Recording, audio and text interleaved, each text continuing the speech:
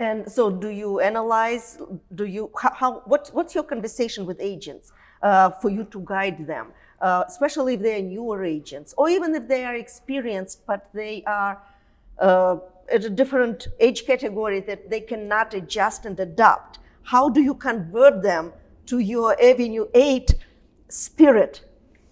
It starts with storytelling and understanding what is the story that the agent can authentically tell and wants to tell, and then kind of creating a content strategy around that, which can then inform the formats and if there's spend or not. But it has to start with that story. And so there's strategy sessions with agents to really understand how they think about themselves as a whole person, of which real estate is a part, but not the only part, right? And through that kind of discovery process, we're able to create really interesting and unique content kind of categories, which I think they wouldn't be able to find at other brokerages. Maybe they would hire a digital marketing agency, but then you're managing a bunch of different vendors, and right. The data view is fragmented. So it really should be the brokerage's job.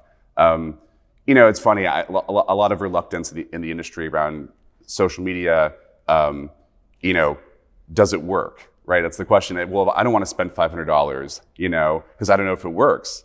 And you think about, well, you've been spending $500 a quarter on postcards for 25 years. How do you know that works, right? It's like inherently less measurable than a social media asset, and you can't just do it once. So I think there are some changes in the industry around Zillow Premier Agent versus Zillow Flex. I think a lot of agents are now thinking about diversifying their marketing portfolio, and I think we are a trusted kind of money manager for agents in making better decisions around how to spend marketing dollars and encouraging them through our business model that they can reinvest back into their business.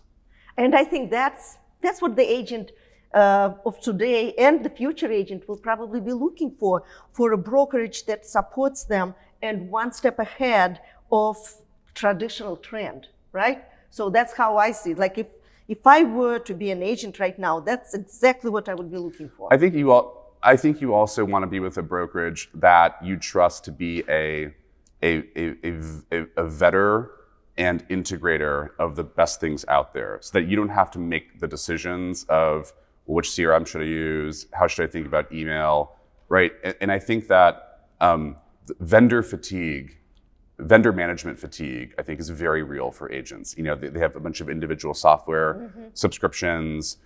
So you have, 11 or 12 tools the average agent is using to do their job, and you have customer service interactions with all that. So to have a brokerage sort of say, this is for today, this is the right mix of technologies. And that might change in a couple of years, and because we have ego driven about having to build everyone ourselves, we can just make sure that the right piece is in place.